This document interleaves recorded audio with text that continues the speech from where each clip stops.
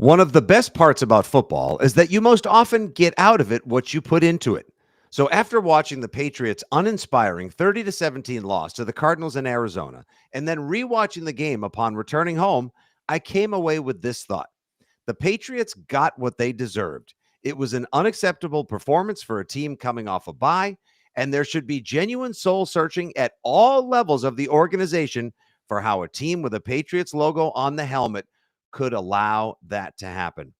That scathing review of the New England Patriots' dismal performance in week 15, coming off of their bye week, was delivered by none other than the man accused, rather not accused, but rather labeled as most frequently the nicest man in Patriots Nation and the Patriots media cartel, the one and only Mike Reese. Patriots, if you have fallen on the bad side of Mike Reese, you know you done messed up, and it's time to fix things. Is Jerod Mayo capable of actually fixing the team, pulling the team out of the spiral, and saving his job? Or, per a report a few hours back from our pal and friend at WEEI, Tom E. Curran, could Mike Vrabel be legitimately interested in the job as HC of the NEP? And would the Krafts decide to make such a sweeping change? We will discuss on today's edition of the Six Rings and Football Things podcast, live here on the Fitzy GFY and WEEI socials. My broadcast partner and pal, Andy Hart, froze as we decided to broadcast this live. So right now, it's just your old pal, Nick Fitzy Stevens, flying solo. You may have seen, if you're watching live right now, the image of Andy, who now rejoins us thanks to a technological mishap. That was interesting. As I was doing the intro to the show, you were there with finger near nose, if you happen to be watching on the live stream. And I thought, like, wow, he's super curious. Andy's really paying attention today. This is funny. No, actually, it just was a technological gaffe.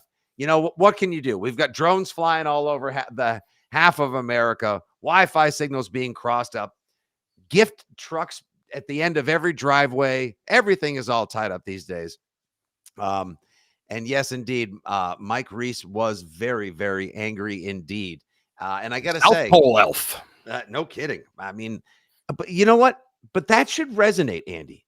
I hope that getting put on blast by somebody that's been accused of being on the payroll, being an apologist, not being critical enough in his assessment of the gameplay and the moves made by the organization, the coaching staff, the players, and more. If Mike Reese, like I'm serious, if you get on the wrong side of Mike Reese, then you really have screwed up. And now there should be some soul searching. And I got to tell you, there's one thing I've not been able to shake in going back to rewatch highlights. I guess you could just call it game tape or whatever the hell that was they laid out there for 3 quarters until they decided to start playing, but it didn't really matter. Yeah, it was shit. It was absolute grade A shit. 0 for 6 on third down against a team like Arizona that's super middle of the pack. That's beyond trash. Like that's not even close to professional. You're not, like, you can't miss every third down. You can't miss your fourth downs. I don't know how they got. I mean, I know how we got to where we are right now. How did they get to that end result on Sunday? And do you really think that there's any turning things around as you head into the mouth of hell on Sunday? Flexed out, no less. Double flex for the Pats. Oh, my goodness gracious. Now bigger audiences can see them get their ass handed to them. How do you save face and grace coming into Buffalo on Sunday? Well, I think that right there, that feeling, expectation. I'm a big believer that expectations are key to everything in life. And if you make the Bills punt, I think it'll be seen as a victory for the New England Patriots. If you stay within 21 points, it might be seen as a victory for the New England Patriots. Whereas the Cardinals game, everybody had labeled the last winnable game and, you know, they're a meh team. And, well, guess what? They may be meh, and you're well below meh. You're whatever is well below meh. You're at the bottom of the barrel of the NFL right now. And you're right. 0 for 6 it almost felt like a parlay. You know how when, you do a 6-leg parlay, they had 6 third downs. You do a 6-leg parlay. You are over the moon if you win, but you're kind of impressed if you go 0 for 6 on all 6 legs of the parlay. Like, wow, I'm a shitty right. Gambler. I should delete this app. Right. And that's the Patriots. It's like, wow, you really impressed me with how bad you are.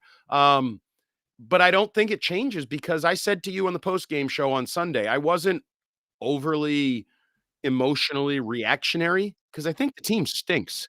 And to Mhm. expect them, just because they had one extra practice and got to go to the beach for a little while, to expect them to suddenly come out and be better coached, better talent, better anything is just unreal. Vidarian Lowe is who he is. Mhm. Ben Brown is who he is. His butt cheek is where it is. The ball's going to hit it. Like, that's just what they are right now. It's Groundhog Day. I know it's Christmas, but it's Groundhog Day. You have Christian Gonzalez making you go, ooh, he's good.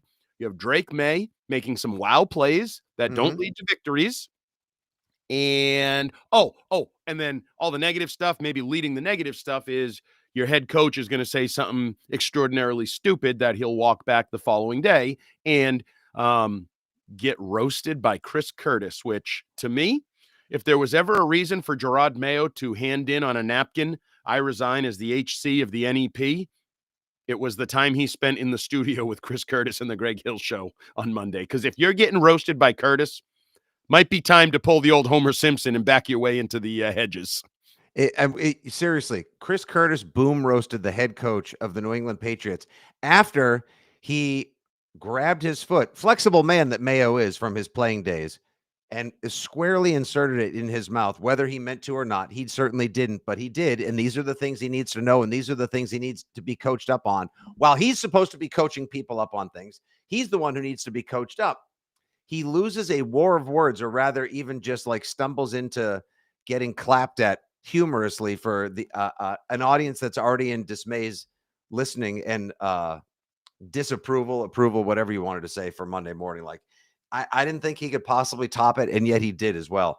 And again, none of us walked into the season saying, neither of us or any of our colleagues were the people saying this organization has gone broke and woke. They need to fire Mayo immediately. I'm not going to watch this season. We have extended slack. We have extended rope. We have hoped against hope that things would turn around and that they would get better. But holy mackerel, it's just like I didn't think it could get, honestly, I didn't think it could get worse. At least I thought maybe in the Arizona game, there would be more fight, they would be more aggressive, and they would at least be able to put up some sort of dam or like containment wall that would stop the bleeding or the flood of other teams just having their way with the Patriots against them.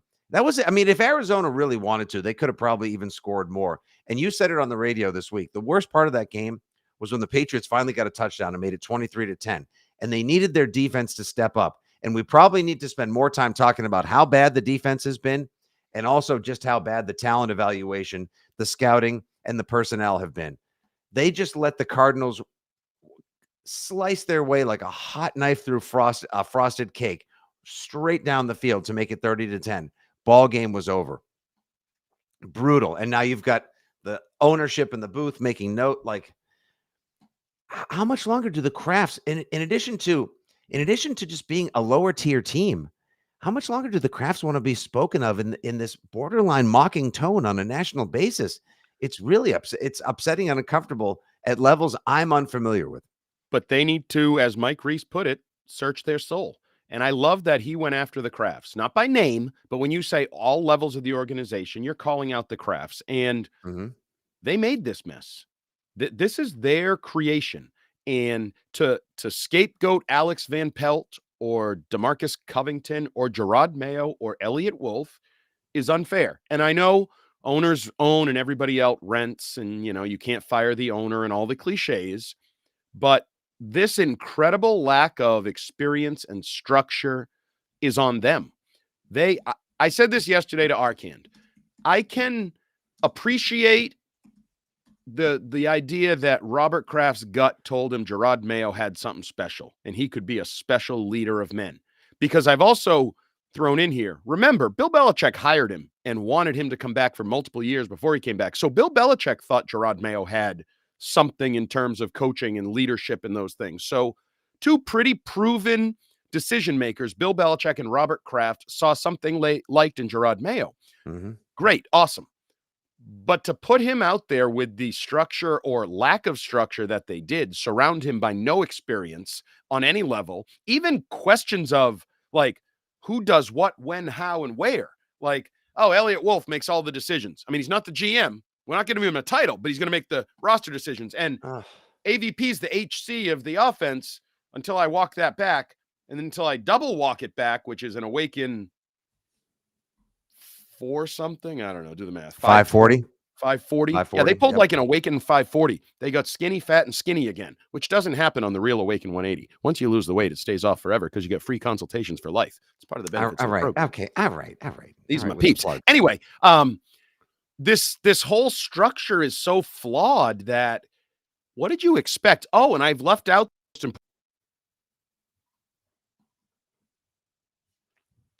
Uh-oh. Bad internet from Andy once again. It's our second frozen heart during the podcast, folks. We apologize for these. Oh, he's back. Okay. Technological difficulties. Andy, let me play you a clip I watched right before. You were in the middle of a good rant. Rechamber that for both our live audiences. We record the latest Six Rings and Football Things podcast here on Wednesday morning, December 18th, 2024. It's a little midweek hump day special. I saw this clip from our pal, Tom Curran, over at NBC Sports Boston. Thank you, Tom, for the shout out during your podcast that you took a little inspo from our Six Rings postgame show on Sunday night. Nice little debate that fostered between you and the Senator, Phil Perry, our pal. I grabbed this from the early edition with Tom Curran and Trenny. I believe this was Tuesday evening.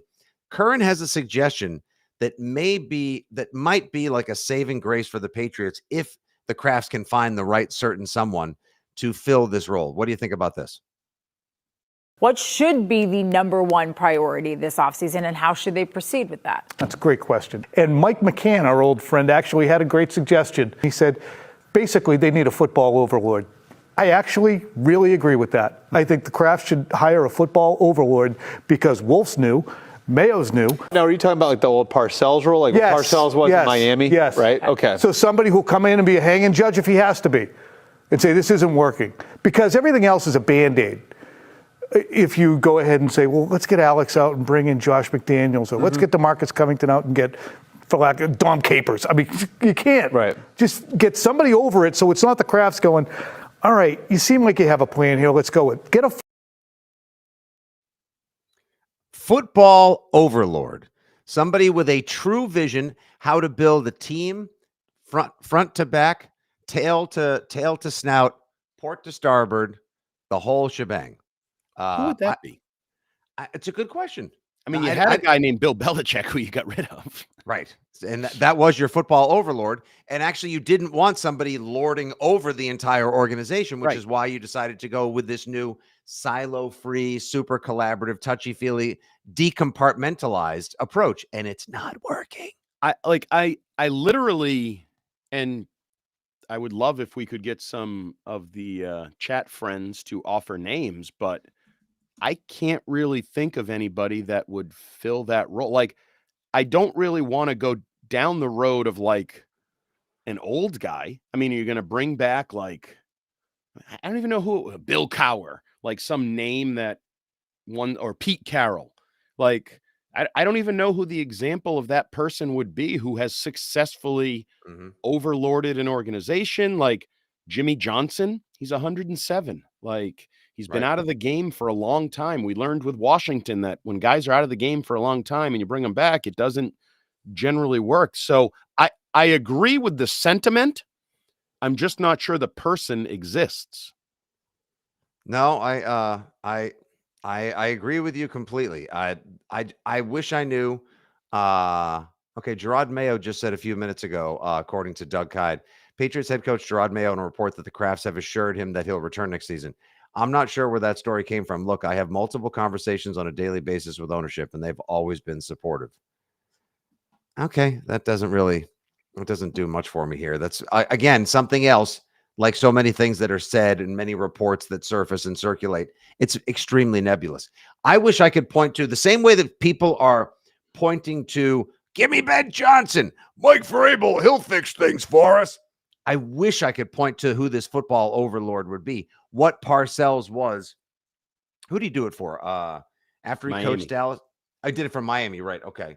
Is there no recently retired coach who? Yeah, there's that's somebody who just has coached enough, doesn't want to coach again. I mean, the closest thing I can think of would be trade for Andy Reid. Like, would you give He's not Andy going to Reid? stop coaching anytime soon when he may be able to surpass Belichick and I don't think so ultimately either. Don Shula with Patrick Mahomes. They're not even having their best season by any stretch whatsoever, and they're 13-1. I think they're going to end up going 16-1 and winning the whole damn thing again. Yeah, I don't. I can't really think of people. I mean, I don't like the Pete Carroll. I said that earlier. I don't. Ooh, okay. Why would Pete Carroll do it? Pete Carroll didn't do it in Seattle. Now he's going to do it here. Like, I thought he was going to ascend to sort of more of a. well, he's a consultant for Seattle. Yeah. No, I don't think Dante would Dante want no Skarnecki part is. of it. Nope, That's no, not that's what not he what he does. does. He is also enjoying his retirement. And his I'll throw grandkid. a name out there. Vince McMahon. Ozzie Newsome. Ozzie Ooh. Newsome ran the Ravens for a long time. He's retired. Would he want a consultant Before or Eric overlord DaCosta role? took over, right? Yeah. Yeah.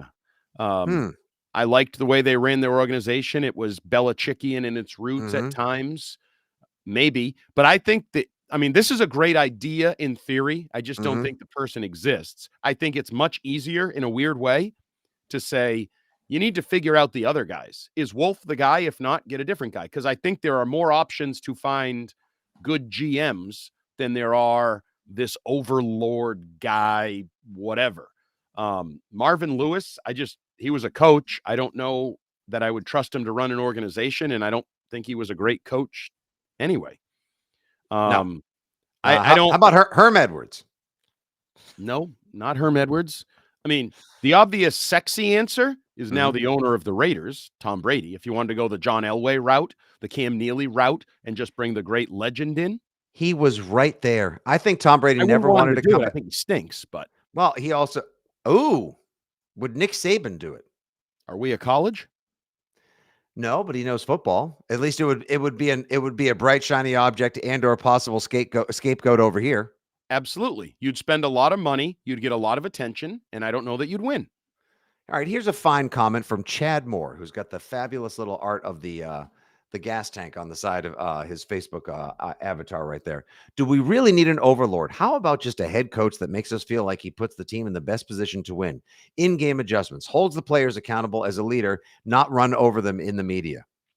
No, I think that's what I'm saying. I think Yeah. it's easier to find a replacement for Mayo and a replacement for Wolf than it is to find an overlord to make them better at their jobs in their current states. So I again, the idea might be strong, but I don't see the execution being realistic. And it's also avoiding, in my opinion, the problem. My opinion of McDaniels and Vrabel running the team, I like both of those guys. I think Mike Vrabel is a very good head coach. I think he stood on his own 2 feet. I think he has a great resume. And I think McDaniels has proven himself working with quarterbacks and young quarterbacks here and elsewhere. So would I do that? Absolutely. In a heartbeat, I would do that. And they would both be. I'm telling you, there you go. That's a new Snap Decisions segment for your afternoon show. In a heartbeat. I like it. Like rapid fire. I'm feeding you guys all this content. Tell the ball hawk to take notes whenever he watches the Six Rings podcast. He's a ball washer. Okay, well now. I also would be 100% behind that plan. Experience. They would both have a vision. You could obviously trust McDaniels with Drake May and the offense. That would allow Vrabel to clean up the mess organizationally, tighten up operations, work a little bit with the defense. Now, it's not perfect. I do want to No. say it's not. I mean, Mike Vrabel believed that, at least in tandem with John Robinson, that they should trade A.J. Brown, which I don't think he wanted to do, and that Ryan Tannehill was a franchise quarterback. I don't care for it. All right. Here's a perfectly valid question before we get to a quick little segment I want to do, and we'll wrap up a nice little hump day. Six Rings here. Thanks for listening, watching, everybody. We appreciate your listenership, your engagement, and more. Jeff, who's watching on YouTube Live right now, says Dan Campbell was killed in the media his first year as a joke and called upon to be fired when they started his second year, 1-6. Why are we so quick to fire Mayo and not give him another year? That's a perfectly valid question. The thing is, at least you knew, I'll say this, and look, Dan Campbell makes mistakes and then has to walk them back himself. He obviously last week made a Belichickian go for it on 4th and 2 from his own 28/Dan Campbell going forward on 4th down against Green Bay move when he decided to elected for an onside kick, which is very different in 2024 NFL because he knew his defense couldn't stop the Bills because his defense has just been ravaged by injuries. Rare has it been that a Super Bowl contender has been so ravaged by injuries now on both sides of the ball. Poor one for David Montgomery. but at least you knew from day one. He told you what kind of football team they were going to be, Andy, and they were that team. It just took time for that football team to come around and actually come to life and take on his personality. And since then, there's been no looking back for him. Do you know what the personality is of Jerod Mayo and what kind of team he eventually wants this to be? Because I think I don't, and a lot of others don't. And I don't know the answer to that, because he has said with some consistency, we want to run the ball, play defense, be complementary football, all of that. But I don't know if that's who he wants to be or who he thinks the team is right now based on its talent, and then that could evolve. And his messaging has not been nearly as consistent as Dan Campbell's. We mocked Dan Campbell, but he was Harry Hardo from day one, and he remains Harry Hardo. He was going for it on fourth down. He was biting kneecaps and ass cheeks and all of those things. He was very consistent. The biggest issue I have with Mayo is his inconsistency and his inability to properly share his message and his vision for the team. And I don't know if that's because he doesn't have one that he feels strongly about, or maybe it's not totally his decision, and the vision for the team is sort of a blend of his and Elliott's and Jonathan's. I mean, we haven't put enough time into it, but it's a horrific look for Jonathan Kraft to have a pen and a notebook and say the play calling is horrible and staring at the field. Like, for a guy who already from day one has dealt with issues about people accusing him of meddling, and this is a bad time. Remember when he was supposed to be at the press conference to announce Gerod Mayo, and then everybody ripped it, and so he had like an emergency with another business or something. What was his emergency that he couldn't be at the announcement? The crown jewel of the Kraft portfolio, announcing their new head coach, who the father was very emotional about because he handpicked him 5 years prior, and Jonathan wasn't there. WTH, bro. Right. And, so they worked hard to avoid the meddlesome transitional owner, Jonathan issue. And now Jonathan's on national TV with a notebook taking notes so he can rip people, so he can fire people, so he can debrief with lots. It was a horrific look for this football team. That was a worse look than anything that took place on the field. The field was the third worst look of the day. The worst look was Jonathan. Actually, I don't know.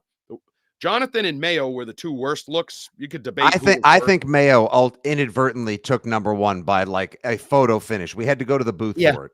I agree with it, because I said it post game. It was Bush League. He threw his offensive coordinator under the bus. It was the opposite of leadership. It was inexcusable, and you don't walk those things back. You can try to, but AVP knows what you said. We all know what you said, and to say you were defensive. Well, you know what happens when you get defensive sometimes? You get honest and you say things you've been thinking for a long time, but you just haven't thought you should say or whatever, and the emotion gets the best of you. So just like there's a little truth in every joke, there's a little truth at the very least in every defensive remark. And as you like to always say, the truth is never mean. But it hurts when it's on national TV. But here's the thing. Jonathan Kraft has every right to be making notes and to be telling his dad, look, the play calling is horrible. Look, I wasn't, there were reports from Bedard. Don't do it on TV. He does. You got to be careful. Yeah. Do it somewhere else. You're in a box. Wait, there's no excuse. You are the Krafts. You like being on TV. Not that kind of box. Okay. Luxury box. Oh, okay.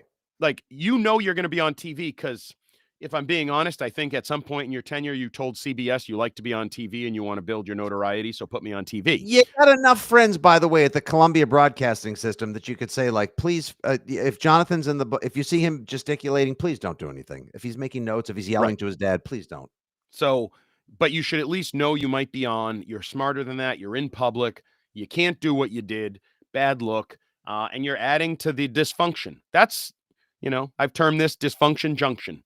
That's what Foxborough is. Dysfunction junction until proven otherwise. That includes Elliott Wolf, Robert Kraft, Jonathan Kraft, Jerod Mayo, Alex Van Pelt to some degree. He's the lesser of most of the evils, but he still has made his own mistakes. He didn't know Marcus Jones played.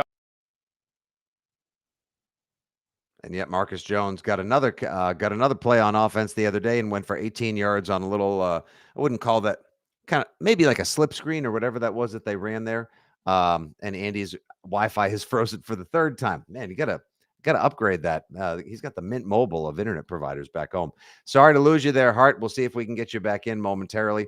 I wanted to play a quick little game with Andy called I Said It, You Didn't, where we just fire off some Patriots-related hot takes. But unfortunately, it seems as though we've lost him. So I guess what we'll do is we will table that bit. It's the third time it's happened. His Wi-Fi is completely frozen. So I'll throw a couple suggestions, and then we'll wrap this podcast up.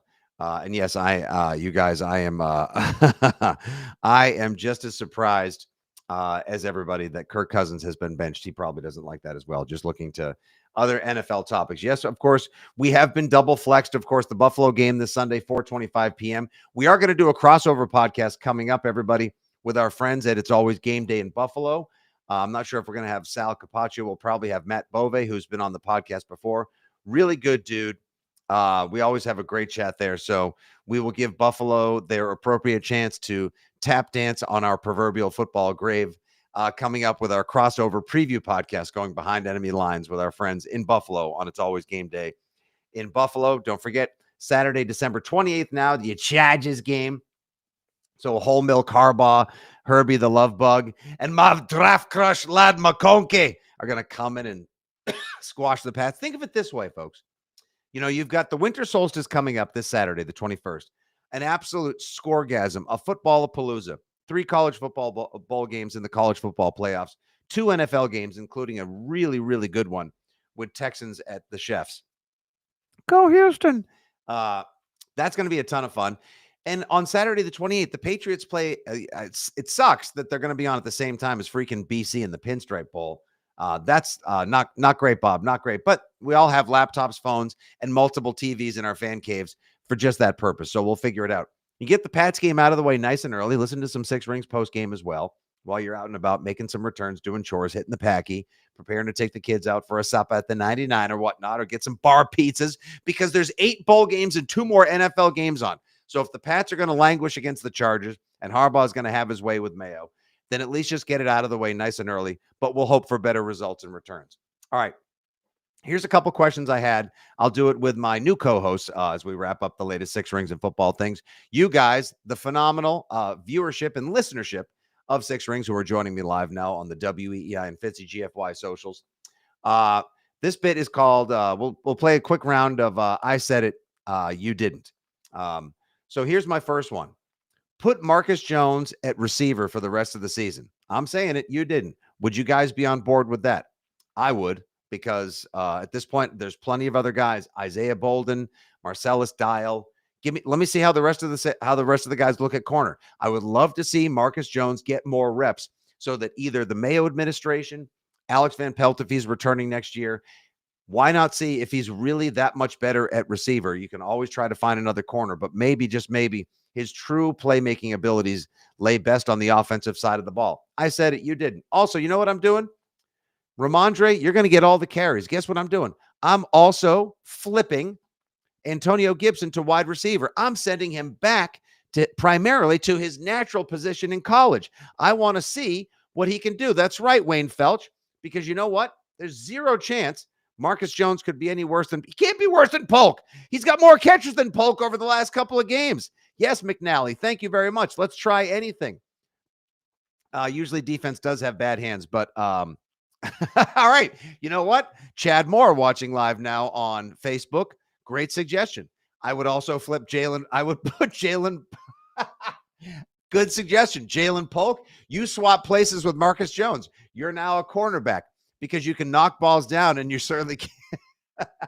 I love it. See, this is a fun game. What do you guys think, though, about the idea of giving Antonio Gibson some run, either at slot receiver or putting him outside? At least flex him out into a receiving position more often than not. He's not great between the tackles, but he does have the speed to take the ball to the outside. But the Patriots aren't very good at running outside because your guards and tackles can't pull and get out of space. And if they do, they're usually dragging someone else down to the ground and getting called for holding in the process. Yes, exactly. Edelman played both sides. Thank you, J.R. Fabian.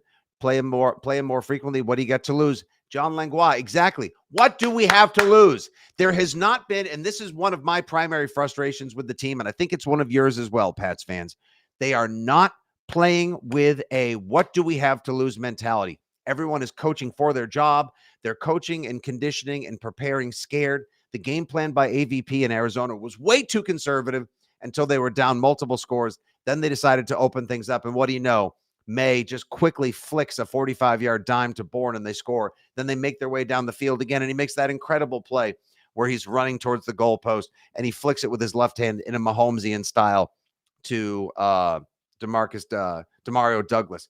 But yeah, we only start doing those things in desperation mode. Well, how about you flick on the desperation mode switch when you start the game and play like your hair's on fire and you just don't care? That's exactly thank you. What's the worst that could happen? You could lose. Thank you, David DeMuth, watching live on Facebook.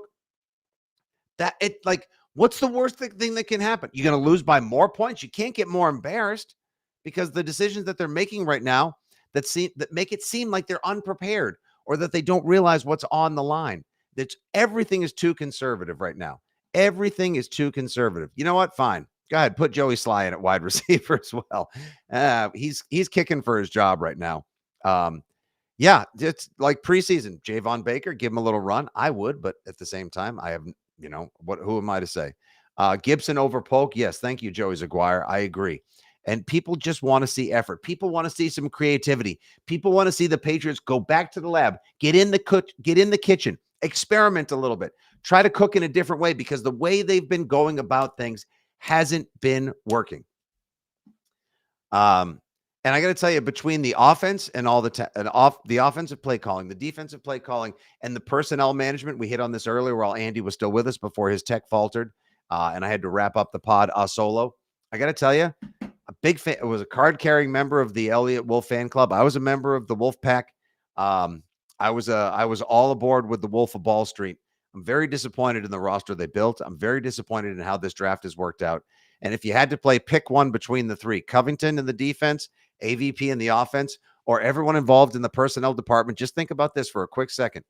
Elliott Wolf, Matt Groves, some of those guys were likely here. Actually, I know they were here, and they were working with Belichick and other scouting department, draft evaluators, and player personnel figures before the Mayo administration began. If there is going to be sweeping change in one department, I wouldn't be surprised if that's where it is in the offseason. Yes, I know I do have a freelance job with the team. No, I'm not being excessively critical of the people that I technically would call coworkers. Probably not, because I'm just the joker on the Jumbotron and Freddie fan service down there in Foxborough. But I wouldn't be surprised. I'll just leave it there. I know nothing. I'm just speculating, but I imagine a lot of fans in their heart of hearts know, wow, that's really where a lot of this began. They've done the coordinators, other coaches, and especially Jerod Mayo dirty in that capacity. So maybe we'll see some change in personnel. Maybe we'll see some new coordinators. Maybe there'll be another football overlord. And maybe, just maybe, the next time we do Six Rings, Andy Hart will upgrade his Wi-Fi as well. All right. That's right. It's Fast Talking Fitz wrapping things up here, Lee Brown. Great to have you guys. All right. This is the end of another fun and fabulous edition of Six Rings and Football Things, brought to you by your friends at WEEI Odyssey and 2400 Sports. He is and/or was Andy Hart at Jumbo Hart. Give him a listen and a follow on the WEEI Afternoon Show with my pal Christian Arcan. I'm your old pal Nick Fitzy Stevens, sometimes at nights, often on the weekends, and of course on the Six Rings postgame show on WEEI. It's been a pleasure having you guys. Thanks so much for tuning in. We will have our Behind Enemy Lines preview with the good people of Buffalo coming up. Pats are only a 14.5-point underdog in primetime on Sunday. Of course, they flexed that game so the rest of the country could see exactly what we've been seeing in Drake May and what a prize product Josh Allen 2.0 is. Or someone's mad at the Pats and wanted to see a biblical beating done with a larger viewership, maybe even with Jim Nantz and Tony Romo on the call. Yeah. All right. Take care, guys. Buckle up. It's going to be a bumpy ride. Happy holidays. Grab a